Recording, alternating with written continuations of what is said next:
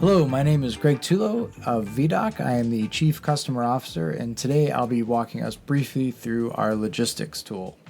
The logistics tool is used to aid in allocation when you are running a randomized study, though there are ways to use the logistics tool to allocate kits in a non-randomized study as well. Just give us a call and we'll talk about that.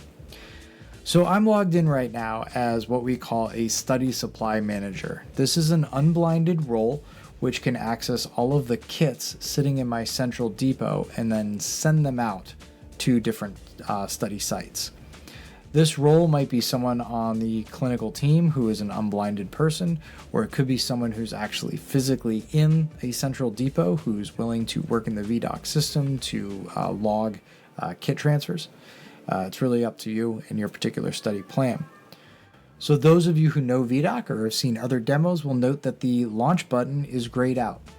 This role does not need access to clinical data, so they can't access the core clinic EDC application. But what they do have access to is this icon here for logistics.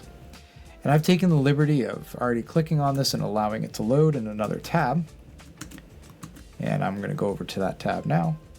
And this is what logistics looks like. So your study supply manager can have different permissions to be able to access all of the countries that are part of your study or a subset of countries, but we're using just one central depot for this example instead of regional depots or country level depots.